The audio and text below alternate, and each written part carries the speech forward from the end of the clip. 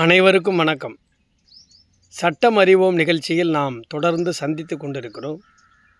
இன்றைய தினம் ஒரு பிரதான சட்டத்தை நாம் சந்திக்க இருக்கிறோம். தனிநபர் வழக்குகள். அது என்ன தனிநபர் வழக்குகள்? பிரைவேட் கம்ப்ளைண்ட் என்று சொல்வார்கள். தனியர் மனு அல்லது தனியர் புகார். எப்பொழுது இந்த பிரைவேட் கம்ப்ளைண்ட் வரும்? எந்த சூழ்நிலையில் இந்த ப்ரைவேட் கம்ப்ளைண்ட்டை எங்கே ஃபைல் பண்ணலாம்? ப்ரைவேட் கம்ப்ளைண்ட்டுங்கிறது எப்போ வரும்? தனிநபர் மனு அப்படின்னா, ஒரு சம்பவம் தொடர்பாக அந்த எல்லைக்குள்ளே இருக்கிற காவல் நிலையத்தில் ஒரு புகார் கொடுக்குறோம். அந்த புகாரின் பேரில் காவல் நிலையம் முதல் தகவல் அறிக்கை பதிவு செய்ய வேண்டும். பதிவு செய்து அருகில் இருக்கிற நீதித்துறை நடுவர் மற்றும் உயர் அதிகாரிகளுக்கு அதை நகலை அனுப்பணும். புகார் கொடுத்தவருக்கு அந்த புகார் முதல் தகவல் அறிக்கையினுடைய நகலை இலவசமாக கொடுக்கணும். புகார் முதல் தகவல் அறிக்கை பதிவு செய்த பிறகு கூடிய விரைவில் குற்ற இறுதி அறிக்கை தாக்கல் செய்ய வேண்டும்.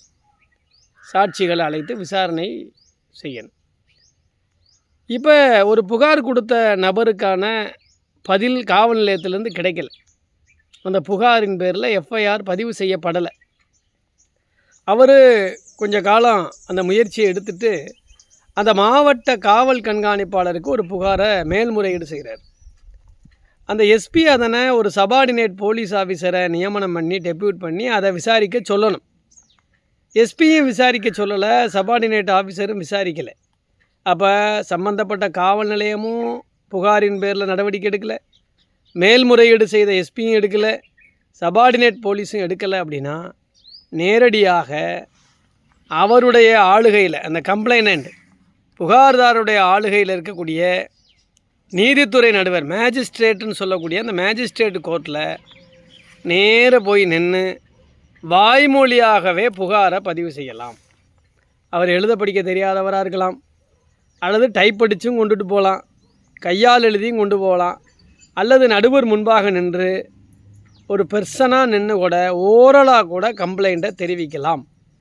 அந்த கம்ப்ளைண்ட்டை ஸ்வான், அதாவது பிரமாண வாக்குமூலம் போல் நீதித்துறை நடுவர் விட்னஸ் சாட்சி கூண்டில் ஏற்றி ரெக்கார்ட் பண்ணிக்கலாம், அல்லது சும்மா ஒரு மனுதாரராக சாதாரண நிலையில் கூட அந்த அவர் ஓரலாக கொடுக்குற கம்ப்ளைண்ட்டை ரெக்கார்ட் பண்ணி அதன் பேரில் கூடுதலாக 2 சாட்சிகள் கூட கேட்கலாம். இல்லைன்னா அதில் பிரமாபேசி இருந்தால் அவர் நேரடியாக அதை சிஆர்பிசி 200 பிரிவின் கீழாக தனிநபர் மனுவாக எடுத்து மேஜிஸ்ட்ரேட்டே அதை காக்னிசன்ஸ் எடுத்து, அதாவது சார்ஜை ஃப்ரேம் பண்ணி எதிரிகளுக்கு சம்மன் அனுப்பி போலீஸ் ரிப்போர்ட்டில் என்ன மாதிரியெல்லாம் ட்ரையல் நடக்குமோ அதே போல் அதர்தான் போலீஸ் ரிப்போர்ட்டுன்னு சொல்கிறது. இதுக்கு பேர் காவல்துறை தரக்கூடிய ரிப்போர்ட்டு போலவே இந்த அதர்தான் நபர் ஆஜராகி கொடுத்த கம்ப்ளைண்ட்டில் அடிப்படையில் மேஜிஸ்ட்ரேட்டே காக்னிசன்ஸ் எடுத்து போலீஸ் எப்படி எஃப்ஐஆர் போட்டால் அரசு தரப்பு சாட்சிகள் ப்ராசிக்யூஷன் தரப்பில் விட்னஸ் ஏற்றுறாங்களோ அதை போலவே ப்ரைவேட் கம்ப்ளைண்ட் கேஸும் நடக்கும்.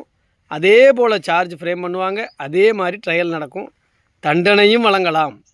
அப்போ ஒரு புகாரின் பேரில் ஒரு நடவடிக்கை எடுக்கலை காவல் நிலையம் என்று சொன்னால், எஸ்பி நடவடிக்கை எடுக்கலை என்று சொன்னால், சபார்டினேட் போலீஸ் நடவடிக்கை எடுக்கலை என்று சொன்னால் யாரும் கவலை கொள்ள வேண்டாம்.